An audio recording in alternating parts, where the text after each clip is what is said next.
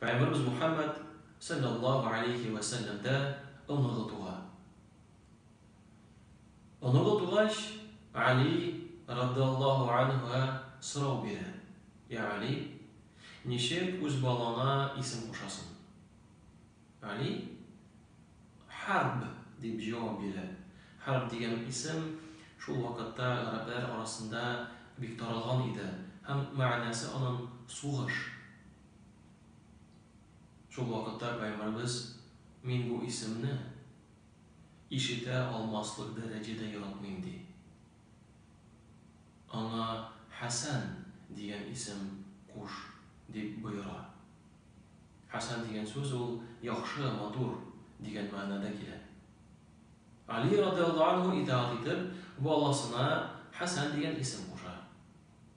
Biroz vaqt o'zg'ach Alida ikkinchi bolasi tug'adi. Ham shu bolaga da ol Harb degan isim qo'shmoqchi bo'ladi. Lekin Payg'ambarimiz Muhammad sallallohu alayhi vasallam o isimni qo'shtirmay, ham aytadi ularga Husayn degan isim qo'sh deb buyuradi. Husayn ma'nosi shulay yaxshi degan ma'noda keladi.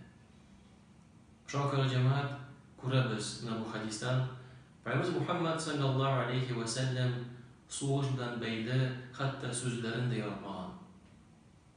Allah subhanahu wa ta'ala Qur'oni Karimda Payg'ambarimizning yo'lin turunda siylaganda ana iminlik, tanışlık deb atadi. Allah Teala Qur'oni Karimda Euzu billahi mineşşeytanirracim yahdi bihillahu man ittaba'a ridvanuhu subules selam di.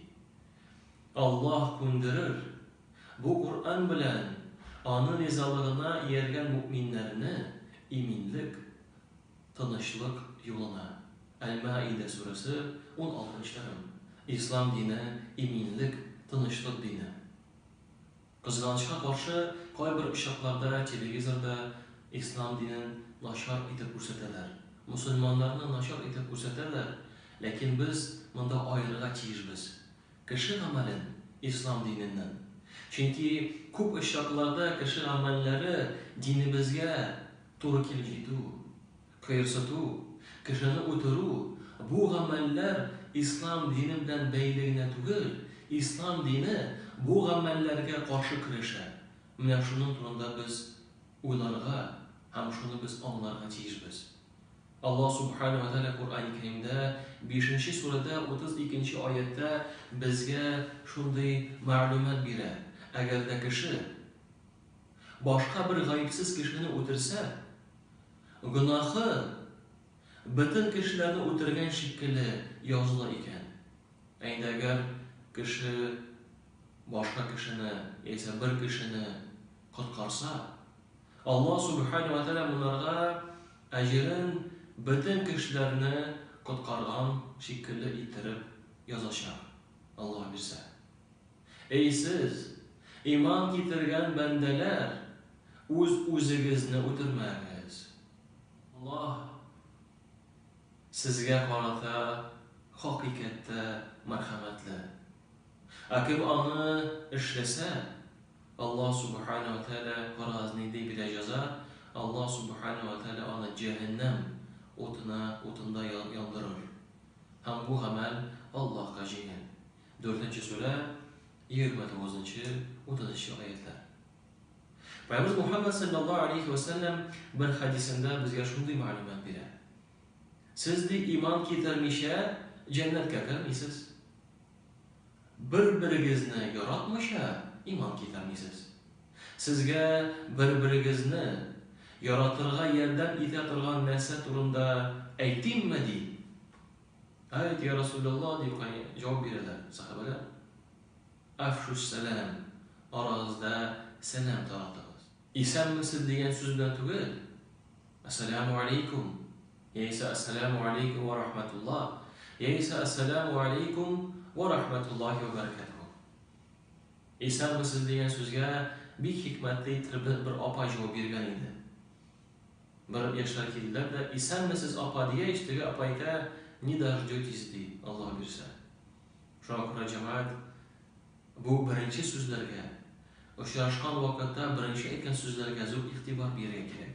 Ни өчен дисәгез, чөнки безнең сүзләребез безнең гамәлләргә туры килергә тиеш. Һәм әгәр дә кеше бисмилла дип табынга утырса, димәк, ул ашый торган ризык хәләл. Ә инде сәлам бирсә кеше, ассаламу алейкум дисә, сезгә иминлек булсын дип әйтсә, шул вакытта калган сүзләрен дә, гамәлләрен дә иминлеккә төзеп сөйләргә дә, эшләргә дә тиеш булачак. Пайгамбар Мухаммад саллаллаху алейхи ва саллям янына килеп сорау бирәләр. Кем ул мусульман?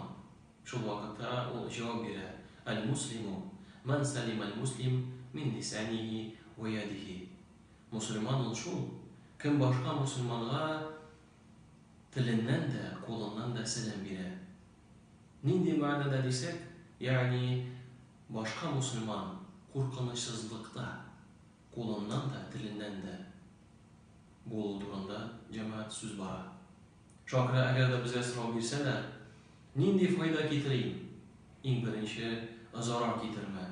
Хәтта кайбер мәсьәләләрдә башка фикердә булсак, төрле фикердә булсак, барыбер арабызны бозмыйча бер-беребезгә зарар китермәскә тиешбез.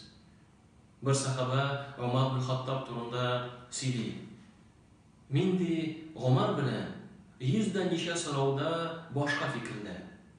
Ләкин әгәр дә миңа әйтсәләр, Умар менә бу этне ярата дисәләр, мин шундый дәрәҗәдә Умарны яратам, хәтта шуны әйтсәләр, мин бу этне үзем дә ярата башлыйм ди. Күрәсезме, җәмәгать, башка фикердә булу мусульманнарның араны бозарга тиеш. Бер-беребезгә дошманлык белән карасалар, арабызны иминлек белән төзергә тиешбез. Аллаһ субханаһу ва тааля Куръан Кәримдә: "Аузу биллаһи минаш шайтанир раҗим ва ибадур рахманиллазина ямшуна алал арди хауnan." Ва рахимле Аллаһның куллары җир өстендә тәртип ва түбәнчелек белән йөриләр.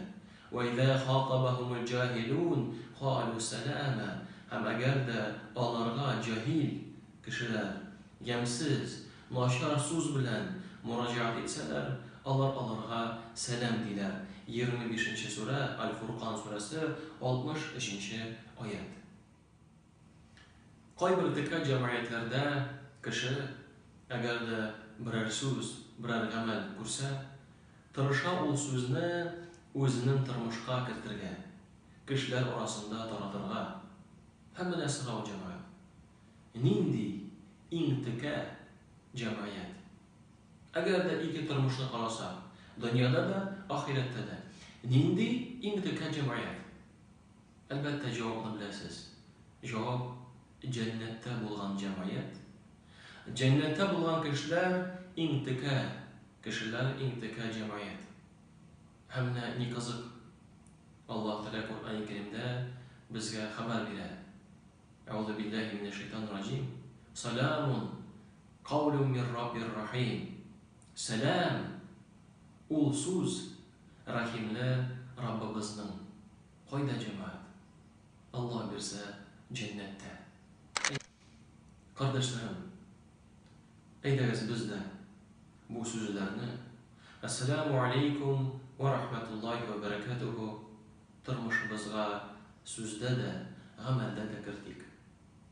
Әгәр дә бу сүзләр белән гамәлне, тормышыбызны алып барсак, шул вакытта үзебез дә, балаларыбыз да, оныкларыбыз да тынычлык, иминлек күлендә яшәрләр. Субханака Аллаһумма бихамдик, ла илаха илля анта, астагфирука ва атубу илейк. Ассаламу алейкум ва рахматуллахи ва баракатуху.